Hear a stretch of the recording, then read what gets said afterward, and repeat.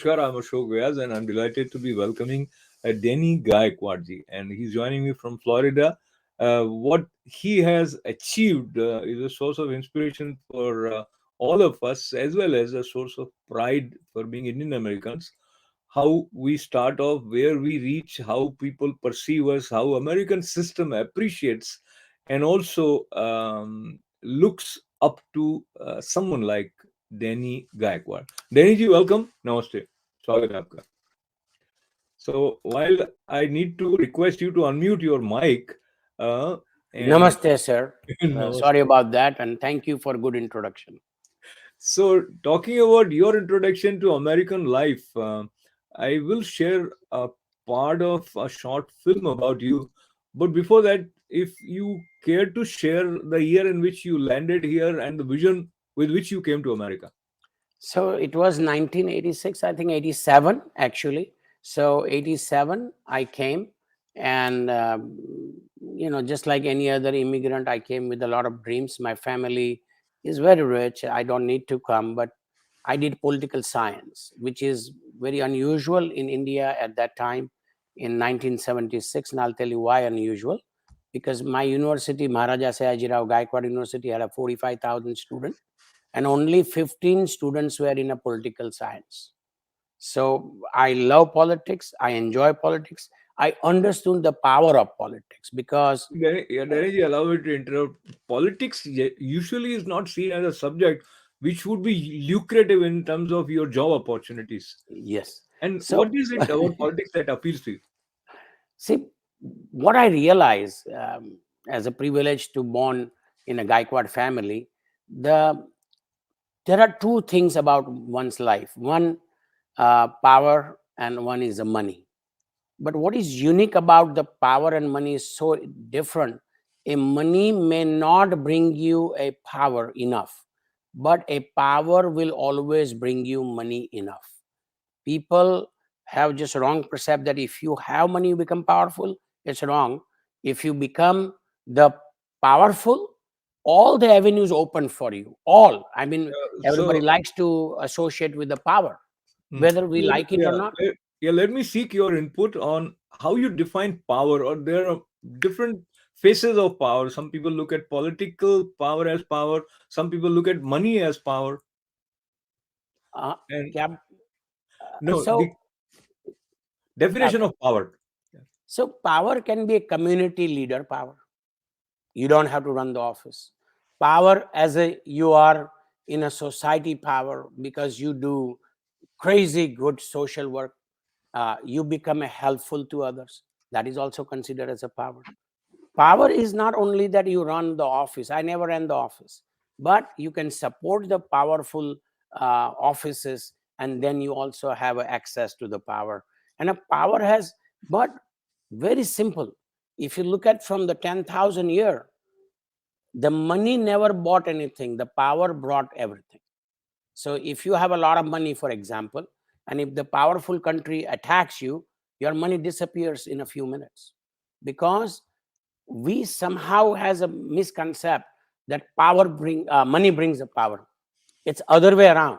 You can be a good citizen, great citizen, powerful citizen, who do not respect the powerful citizen, who Okay, wants you against. where does the power come from is another question. And also, Mhm. when you say power, the way I look at it from individual's point of view, it is the self-confidence which would manifest the power that you have in you as an individual.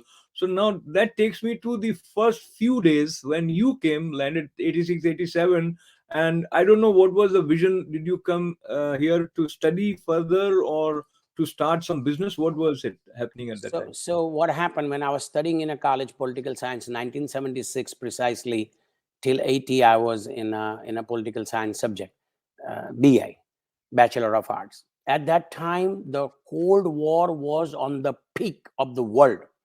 It was almost nuclear war type situation was there, that America and Russia, there's no other third country was existing. So America fascinated me with a different power set, and Russia definite, because Russia was not open. Where America, if the president speak, you can have a news within a week. At that time, there was no televisions or nothing. So this used to be our subject in the college. that how two powerful countries are different. One dictates, dominates, and one open and a capitalist. Mhm. So even then, America had a more power. So that was my first attraction to the America, that this is the powerful country. Another thing, America has a more stories from rags to riches. I mean, I can say in every corner there is a one rag to rich story in America. Every corner, every city, every town. Where Russia, you don't find that. So that's what my attraction. That hey, let's get out of India and let's see what America is all about. Whatever I studied. So that was my Okay, so biggest attraction. when you came, I mean, even now when people come, they kind of come up with some sort of a plan in their mind that this is how I'm going to grow once I reach there. And some people come with very well defined structure and support system. Some people come and struggle here. What was your situation? I was struggling because I'm not a doctor, so I don't have specific trade. I'm not an engineer, so I don't have a specific trade. When you have a political science, what are you gonna do? Who wants in America political science guy? Nobody. So my first struggle was, how do I get a first money dollar, you know? So you do what every immigrant does, and I did the same. That hey, some guys give me advice, go in hospitality, because there were very small motels were there. Indians were not hotel owners, they were motel owners. So I said no, I don't want that. Then somebody told me about gas station, somebody told about. So I thought gas station is the cheapest way to be entrepreneur. Cheapest. In my time in 87, if you come to Florida in a 15,000 US dollars, you can be a small gas station or a convenience store owner in Florida. And I had at least 50 guys came like me, and we all were in that, because you become your small entrepreneur and then you grow. So that's the answer. You So know, let me now take this opportunity with your permission to share a part of your life journey yes. with this short film. When I came to America, I realized, oh my God, nobody even knows my last name. Nobody knows me. I have no privilege. I tried everything you can think of to get a job. Grocery store, they even refuse me to get a job, because they look at the guy from India, speak a little different. They won't give me a job at all, brother. But my dream was not small. I came with a very large dream. Danny is the essence of what America is. Danny came here from India, small, saw the dream, and built it. He's an American success story. He's one that you can point to say, you think you got a little bit of a disadvantage? Well, there's a guy who came here early on in Ocala when he was not necessarily universally accepted because he was different. But he's shown people that in America, if you work hard, and if you are honest, and if you do the right things, success comes your way. Danny and Manisha are the American story, and it's what gets me excited. How an ordinary person with some great benefits in the life he was living in India and the connections that he had realized the power of being in a place where anybody can start from anywhere and get to live out their dream. That appealed, and he understood it, and they applied themselves. So you applied yourself, Yes, sir. and Thank you. this was really incredible journey.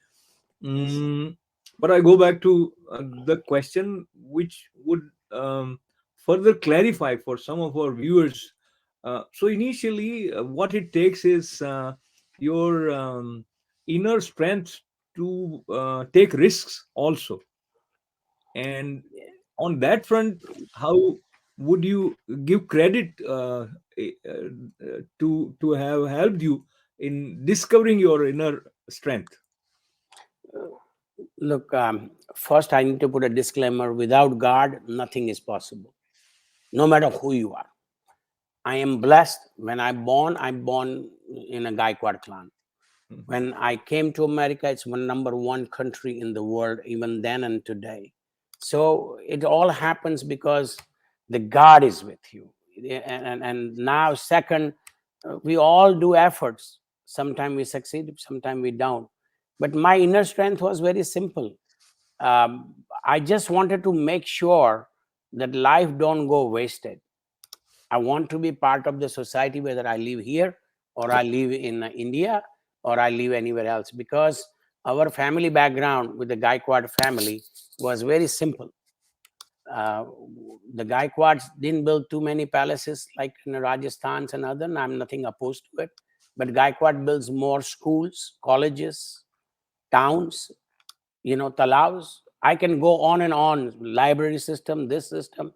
So when you have that background, why not to take advantage of it? So the inner strength come when you learn, when you are growing up, that failure is not the option. Let's try it. Let's push it. And you keep pushing it. And as I said, God gave me the inner strength. I had my wife. My mother was very big deal in my life. She told me, go ahead. Then I went come America. Manisha was with me, my wife, and she was just completely open. Do whatever you want to do. You don't have job for 8 months, so big deal. So I used to read a story about Colonel Sanders, that he retired at 63, and it took him 1,300 doors to knock to sell his first recipe. And rest is the history. At 85, he was a billionaire. I read the story of Mr. Honda. I had a lot of inspired stories I can go on, because that's all I read. I didn't read the stories of why you become failure, how you become I like past. that. I like Yes. that. So let me take a moment to mention some of the recognitions that have come your way. Mhm. That includes Person of the Year 2018 um, for building a real estate empire. Then you also were given Entrepreneur Award by NFIA. Lifetime Achievement Award Bharat Gaurav was also bestowed upon you. And indeed, their list is quite long, but Golden Spoon Award, Pride of India Award. And I would like you to share details about 1 million jobs recognition.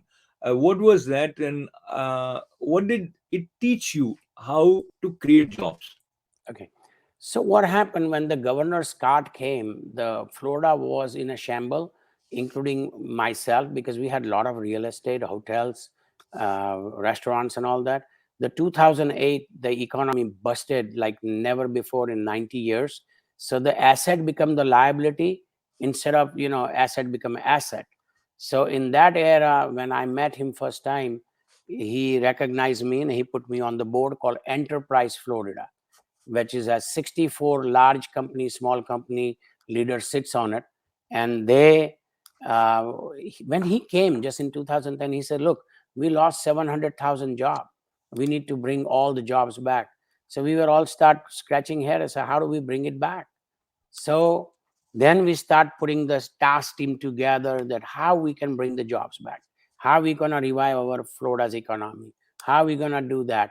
And it took hours and months, and you start implementing, and I was in that team. So our job implementation was actually 700,000 jobs to do it. With the God grace, he got elected in a second term. By the sixth year, or maybe 6.5 years, we had already 1 million job created. That does not include any government job.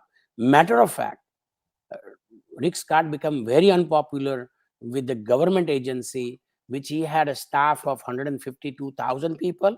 He reduced 30,000, and that was a burden of 3 billion a year on the state of Florida for rest of their life. So he actually cut down the jobs. For example, when he hired the DOT secretary, it was the first Indian DOT secretary ever, Department of Transportation, what I mean by DOT. So he told him, would you reduce every year 5% workforce you have? Then I will give you money if you hire any person. He went to each department in the government. He started by himself. He did not increase his. He actually say, we are in recession. We need to get out of this. So he actually start chopping the job. He become very unpopular. He said, no, this is good for my state and I'm going to stay. So slowly, this does not include. These are only jobs are actually created by private sector, not government sector. not a one job. And we Such have a every such accounting for the job. so much source of satisfaction. What I Yes, sir. hear from you, it must have been for you also. Yes, sir. Now let me request you to share your secrets. If I use the term secret, not exactly, but the skill set which has helped you in becoming a successful entrepreneur. And indeed, there are management schools which people study for 2 years, 3 years. So in 5, 6 minutes, what can you tell us still? If you take the main highlights in terms of something which you feel is inbuilt you, or something that you acquired by observing others or learned from others, and who would you give credit because it was a new ground? Uh, and I will also add, for immigrants, it is a challenge for us to find ourselves in sync with the mindset of people who are already here. They perceive us differently, etc. So that also becomes one of the factors in your journey towards success. Talk to us. Yes, it's pretty long question, but I'll just compartmentalize this. First of all, the entrepreneurship cannot be taught. Entrepreneurship, you will know the person is an entrepreneur. End of the story. They will be either entrepreneur or they are not entrepreneur. That's one. Second thing, you must believe in yourself. Imagine if you don't believe in yourself, how others will believe in yourself? It is impossible. So you believe in yourself. Third, school can give you tools. We call it analytic tools. Means something you don't understand, they'll give you. The management school will give you. I'm a board trustee in one of the largest university in USA, which is called University of Central Florida. The University of Central Florida, when the student come, we try to give them a tools, but it also gives the tools for the logic. You learn also logic behind something. But entrepreneurship cannot be taught. Entrepreneurship comes by itself. And you can see a young kid, and there's a million times you saw on a television, he's selling the lemonade at the age 8. That's entrepreneur, because he knows how to sell a product, how to create a money, and like that. So yes, education is very important, but education cannot buy you entrepreneurship. I don't believe in it. If you look at a lot of billionaires, I read about them, quite a few has not even complete the college, even their own college. Forget about the entrepreneurship class or diploma or degree or IM. And there are thousands of them also successful, those who are degree, but some work for other and some build for themselves. So entrepreneur is the one who build for himself, not work for others. So there is a big difference, that you can be a Google CEO but you don't own the company. I'm sorry, you work for somebody. So that's a big difference, like working for somebody and taking orders from the stockholders, shareholders, sentiments of market. I don't have no sentiments. I do what I feel like. If I believe in it, I do it. So there is a huge gap when I hear the young kids talking, even in our college in UCF. This Apple guys, Steve Jobs is a different, and then the CEO of the Apple is a different. The Google CEO is different. It's a great achievement, but he works. He has to report. Entrepreneur don't report to nobody by himself. That's called entrepreneur. Okay, so now moving to the other side where you are working with a team. So you Yes, need sir. people who can share your vision, Mhm. as well as would have the kind of environment which inspires them to give their best. So how you accomplish that? So what happened when you see a successful people around you, and you need to start learning from them. The success doesn't come free. Success never comes free. You just hang on with the successful people. If you hang on continuously with the people who has an unsuccess story to tell you, your mind start thinking about unsuccess. That's what I think, in my opinion. Another thing, you observe and adapt. If you don't, you keep observing and never adapt, it doesn't do anything to you. So observe and adapt. That's most. And Anthony Robbins, he is also known as a Tony Robbins.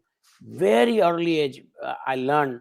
I was in a Jacksonville stadium with I guess 50,000 people, Wow. and he said very one thing, and it touched my heart till today.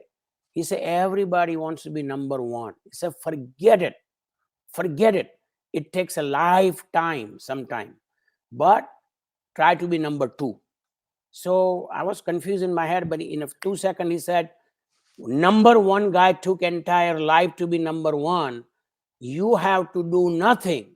Just copy the number one exact and stop thinking about number one. Once you reach number two, worry about to be number one. Very Because well he said. invented the will. You just follow. So what happened? People try to adapt, but then they put their own emotion, thought, and all that. I don't. If somebody's done really great job of building a great hotel, I tell my architect, look at this hotel. That's what I want. Stop, inventing, well, I can do this. Because he's successful. He has a more ADR. He has a more occupancy. He has that. That's exactly my motto. And I tell my kids, adapt from number one guy. Try to be number two. Forget about number one. Number one is a great to be obsession, but number two is a better position. And now you become number two. That day you think how to be number one because you had reached. You are already number zero and you want to talk about number one. It's not going to work. So that is the advice I keep it today, every day. I tell my friends, and today you give me opportunity to say it here. So I'm so delighted, and there are so many aspects of each one's life. And of course, when we are talking to someone who has successfully initiated several businesses, including hotels, restaurants, and whatnot. So the question may be taking us to different aspects related to entrepreneurship, but I'll conclude by requesting you to talk to us about the significance of political environment. And this is a very long question, but try to be brief. And we're talking about American system. And very briefly, if you compare what we had under President Trump and now under President Biden, the environment for entrepreneurs. So I will give you very basic example. Forget about President Trump. Forget about our President Biden. First of all, we need to respect our president. That's the most core in everybody's heart. First of all, we need to stop insulting our president. Please do. Because he's our chief and let him do. But I will give you very, very easy example of today, this morning. I'm a chairman for the tourism of state of Florida. You may not know that. Mhm. So Florida in 2019 under President Trump was thriving, you can say, right? Not true only. In 19 and 20 March, the pandemic came, right? Now in 20, the regime change happened. As you know, the election come in and everything start changing in 18, right? The Yes. governor was changed in Florida, governor was changed in New York and California. You don't need to be president. You need a simple governor. The governor asked us, all the leaders of Florida, not one guy or two guy. He must have called hundreds of guys and asked very basic question. This pandemic is here. What do you think? So I said, being a chairman for the tourism, I said, sir, please keep the state open. And he said, why? What happens if this COVID comes? I said, sir, COVID is already here. Eventually, we need to ask our state scientists, what does he predict when this COVID is going to go away? So we saw the report. It says 24 is the year we're going to start living with the COVID. COVID is not going away. So I said, sir, then let's take all the precautions. So I will give you two simple tales. Where you are in New York, New Jersey area, sir, they decided to shut down entire state. They put everybody in a box, shut down this, that. A simple governor, just newly elected, he said, no, I'm going to keep the state open because the industry people, the restaurant people, the haircutting people, the large industry people, everybody said, no, sir, keep it open. One must learn how to live with it. We know what is this, right? Once we learn in 6 months that this is what it is, this is what. So I'll give you today's tale. Today, this morning's tale, sir. Florida received more tourists in 2021 than 2019. We received 31 million tourists, which was a record year after 2009 to 19. We never had that many. We even beat that in a COVID of 21. It's just a mindset. People are careful. Let them have a freedom. But if you start boxing everybody, oh, right now, shut down. And then what? The consequences are grave. We had, I think 21, we had almost 300,000 people moved here. So why would they move here? People know stupid. We kept them open. Can you imagine, just in your mind, I have to buy a burger, I'm hungry, and I need to pull my medical records that I don't have this and I took the, I mean, this is a crazy example. And we, this year, in 2021, I'm not talking 22, sir, in 2020 years, we had extra $6 billion for the state after we projected we're going to have more money. Because you know why? Those, all the US citizens, wherever they were living, they wanted to breathe a freedom. So, looking at the freedom which we are given by the time, I may have to conclude, and it may be slight abrupt, but I think the scope of our conversation probably demands for another session with you down the line. And I appreciate what you were mentioning about COVID also has different perception, and how scientific community looks at it, etc. So probably we don't have time to get into it, but I see your point from the point of view of entrepreneur, how things are shaping up now. But we can take delight in the fact that now things are normalizing, and as you mentioned about the occupancy, that is also great news. So with lots and lots of good wishes for you to Thank you. continue to help people, and thanks for being with us. Thanking Danny Gaekwadji, wonderful entrepreneur and community leader, and thanking all of you with lots of good wishes for being with Thank us. you. This is Ashok Vyas. Thank Namaste. you, sir. Namaste.